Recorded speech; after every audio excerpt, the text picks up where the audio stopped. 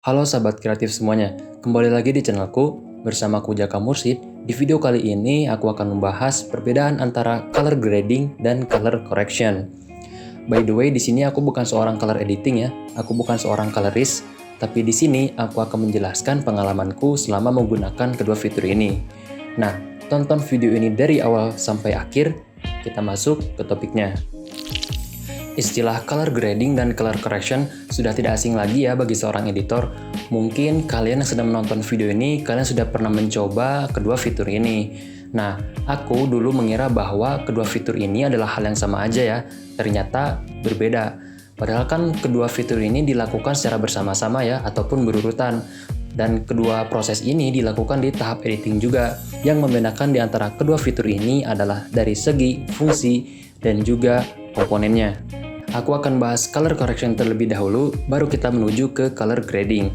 Untuk color correction, sudah jelas ya dari arti katanya. Dalam bahasa Indonesia, color correction itu adalah koreksi warna. Nah, kira-kira apa sih yang kita koreksi itu?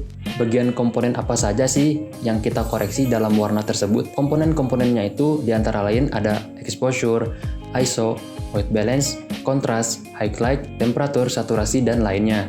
Nah, di mana komponen-komponen itu terdapat di dalam kamera kalian ataupun kamera handphone kalian. Kalau kalian ingin lebih mengetahui lagi mengenai tentang komponen-komponen color correction, kalian bisa cek aja di aplikasi, contohnya di Adobe Premiere Pro ataupun di Lightroom. Nah, di situ ada bagian kategori basic correction ataupun color correction.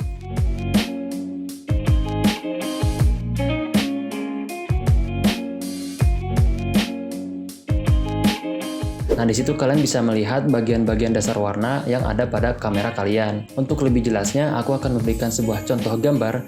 Coba kalian perhatikan gambarnya. Ini adalah gambar sebelum aku color correction, dan ini adalah setelah aku color correction. Color correction ini kan dilakukan pada tahap editing ya. Nah, di mana tahap editing itu kita lakukan setelah proses produksi. Nah, ada baiknya kalian harus memahami terlebih dahulu mengenai tentang ilmu kamera.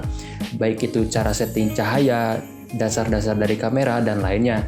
Nah, jadi saat kalian melakukan produksi, kalian tidak akan kesulitan sehingga bisa menghasilkan gambar yang maksimal. Saat kalian color correction, itu hasilnya akan lebih maksimal lagi, bahkan kalian tidak perlu menggunakan color correction. Color correction ini bisa dibilang opsional ya, bisa kita lakukan ataupun tidak, jika kalian merasa gambar yang dihasilkannya itu belum maksimal. Jadi, color correction ini kita mengkoreksi ataupun menyeimbangkan warna-warna dasar yang ada pada gambar, sehingga bisa menciptakan suatu gambar yang lebih maksimal lagi dan enak untuk kita pandang. Setelah kalian melakukan color correction, biasanya kita lakukan tahap selanjutnya, yaitu tahap color grading.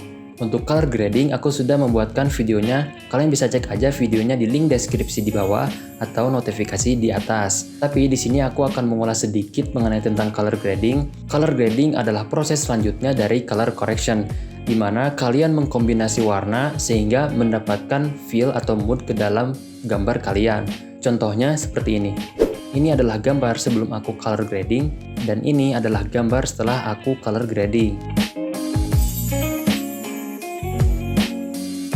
Tadi kan aku sudah sebutkan aplikasinya, yaitu di Lightroom. Di bagian Lightroom ada kategori yang namanya color grading. Nah, di situ kalian bisa melihat berbagai macam fitur yang ada pada color grading. Contohnya, kita menseleksi bagian warna kulit, menseleksi bagian cahaya, menseleksi bagian warna gelap.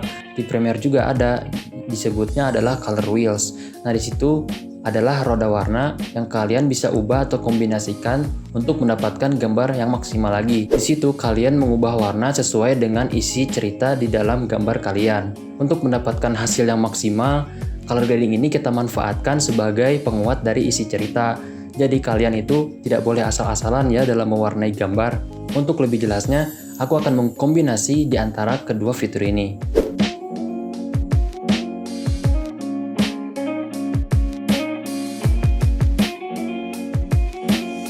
Atau untuk lebih mudahnya lagi, ini setelah aku color correction, ini setelah aku color grading. Nah, jadi itulah perbedaan di antara kedua fitur ini. Mungkin sekian dari videoku, semoga penjelasanku bisa bermanfaat untuk kalian dan menambah wawasan kalian. Jangan lupa untuk di-share video ini supaya kita bisa saling sharing mengenai tentang kedua fitur ini. Untuk kalian yang ahli di bidang color editing, coba kalian tulis di kolom komentar di bawah untuk sharing kepada kita semua ya. Jangan lupa untuk di-like, di-komen, di-share, and ya,